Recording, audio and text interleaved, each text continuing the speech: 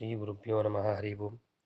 ತಪೋ ವಿದ್ಯಾ ವಿರಕ್ತ್ಯಾದಿ ಸದ್ಗುಣೌ ಗಾಕರಾನಹಂ ವಾದಿರಾಜ ಗುರುನ್ ವಂದೇ ಹಯಗ್ರೀವಪದಾಶ್ರಯಾನ್. ಶ್ರೀ ಗುರುಭ್ಯೋ ನಮಃ.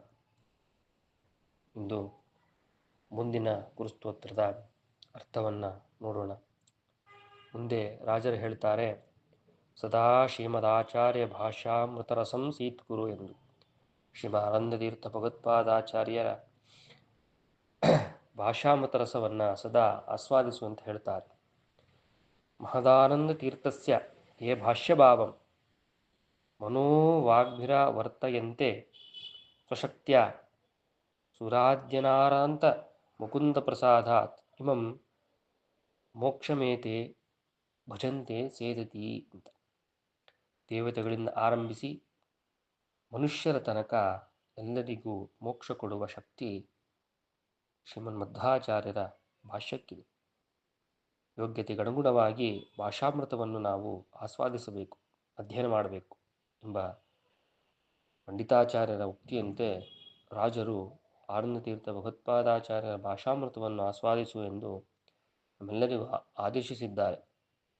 ಅಮೃತ ಬಿಂದು ಎಂಬ ಆಯುರ್ವೇದಿಯ ಔಷಧಿ ಆರಂಭಿಕ ಹಂತದಲ್ಲಿ ಕಹಿ ಎನಿಸಿದರೂ ಪರಿಣಾಮದಲ್ಲಿ ಉತ್ತಮ ಶಾರೀರಿಕ ಚಿಕಿತ್ಸೆಯನ್ನು ನೀಡುತ್ತದೆ. ಇದರಂತೆ ಶ್ರೀಮದಾಚಾರ್ಯರ ಭಾಷ್ಯ ಆರಂಭದಲ್ಲಿ ಅಧ್ಯೇತೃಗಳಿಗೆ ಜಟಿಲವೆನಿಸಿದರೂ ಪರಿಣಾಮದಲ್ಲಿ ಸ್ವರೂಪಾನಂದವನ್ನೇ ನೀಡುತ್ತದೆ. ಅದಕ್ಕಾಗಿ ಇದಕ್ಕೆ ಅಮೃತರಸ ಎಂಬ ಮಾತನ್ನು ರಾಜರು ಹೇಳಿದ್ದಾರೆ. ಇದಕ್ಕೆ ನಿದರ್ಶನದಂತೆ ಒಂದು ಕತೆ. ಅಕ್ಷೋಭ್ಯ ತೀರ್ಥರ ಶಿಷ್ಯರಾದ ಜಯತೀರ್ಥರು ದಿಗ್ದೇಶಗಳಲ್ಲಿ ದಿಗ್ವಿಜಯ ಮಾಡಿ ಅದ್ವೈತ ಮತದ ಉದ್ಧಾಮ ಪಂಡಿತರ ಸದ್ದನ್ನೇ ಅಡಗಿಸಿಬಿಟ್ಟಿದ್ದಾರೆ.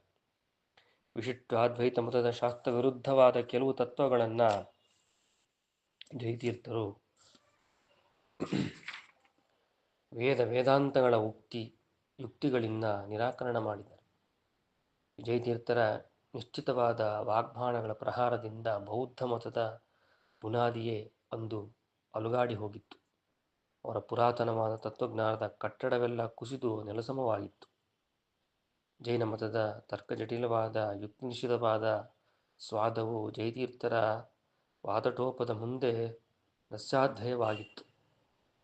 ಇತರ ನಾಸ್ತಿಕ ಮತಗಳು ಕೂಡ ಇವರ ಪ್ರಚಂಡ ಪಾಂಡಿತ್ಯ, ಅದ್ಭುತವಾದ ಕೌಶಲ್ಯದ ಮುಂದೆ ತಮ್ಮ ಅಸ್ತಿತ್ವವನ್ನೇ ಕಳೆದುಕೊಂಡಂತಹ ವೈಭವೋಪೇತವಾದಂತಹ ಕಾಲ ಜಯತೀರ್ಥರದ್ದು.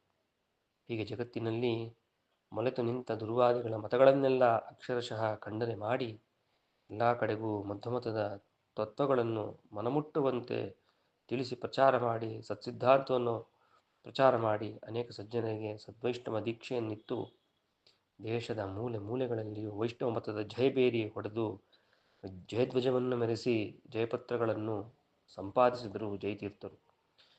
ಅದನ್ನೆಲ್ಲ ತಮ್ಮ ಗುರುಗಳಾದ ಅಕ್ಷೋಭ ತೀರ್ಥರಲ್ಲಿದ್ದಲ್ಲಿ ಬಂದು ತಮ್ಮ ಎಲ್ಲ ಗೆಲುವು ಗೈಮಗಳನ್ನು ಗುರುಪೂಜೆಯಾಗಿ ಅವರಿಗೆ ಸಮರ್ಪಿಸಿದರು.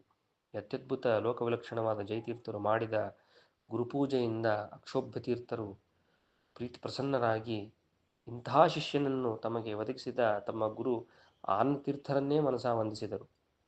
ಜಯತೀರ್ಥರು ತಮ್ಮ ಸಮಕಾಲೀನರಾದ ವಿಮತಿಯ ವಿದ್ವಾಂಸರನ್ನೆಲ್ಲ ವಾದ ಮಾಡಿ ಗೆದ್ದು ದ್ವೈತ ಮತದ ಪ್ರಮಾಣ ಪ್ರಶುದ್ಧತೆಯನ್ನು ಜಗತ್ತಿಗೆಲ್ಲ ಸಾರಿ ವೈಷ್ಣವ ಮತದ ವೈದಿಕ ತತ್ವವನ್ನು ಪ್ರಸ್ತಾಪಿಸಿ ಈ ದಿವ್ಯವಾದ ತತ್ವಜ್ಞಾನವನ್ನು ಸ್ವಚೇತನರು ವಿಷ್ಣು ಮಂದಿರ ಮಾರ್ಗವನ್ನು ಗುರುತಿಸಿ ಆ ಸತ್ಪಥದಲ್ಲಿ ಮುನ್ನಡೆದು ಸದ್ಗತಿಯನ್ನು ಹೊಂದಬೇಕು ಎಂಬ ಮಹದಾಶೆಯಿಂದ ಹಾಗೂ ಜೈನ, ಬೌದ್ಧ,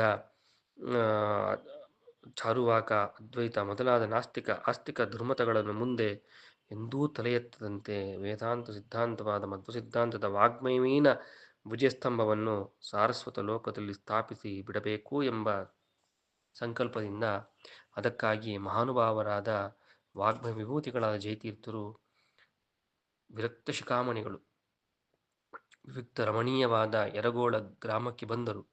ಅಲ್ಲಿ ಸಮೀಪದಲ್ಲಿರುವ ಒಂದು ಏಕಾಂತ ಗುಹೆಯನ್ನು ತಮ್ಮ ವಾಗ್ಮಯ ತಪೋನುಷ್ಠಾನಕ್ಕೆ ಜಯತೀರ್ಥರು ಆರಿಸಿಕೊಂಡರು. ಆ ಗುಹೆಯಲ್ಲಿ ಕುಳಿತು ಶ್ರೀಮದ್ ಆಚಾರ್ಯರ ವಾಕ್ಯದ ಕಠಿಣ ಗ್ರಂಥಗಳೆಲ್ಲ ಟೀಕೆಯನ್ನು ಬರೆಯಲು ಪ್ರಾರಂಭಿಸಿದರು.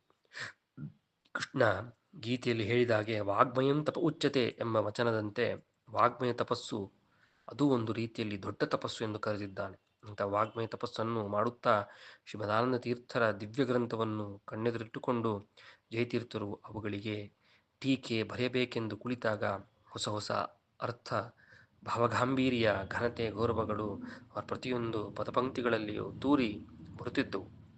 ಆಚಾರ್ಯರ ಪಂಕ್ತಿ ಪಂಕ್ತಿಯಲ್ಲೂ ವೇದಾಂತ ರಸಾಸ್ವಾದವನ್ನು ಮಾಡಿದ ಮಹಾನುಭಾವರು ಟೀಕಾಕೃತಪಾದರು ಎಂಬ ಮಾತನ್ನು ಹೇಳ್ತಾ ಶ್ರೀಕೃಷ್ಣ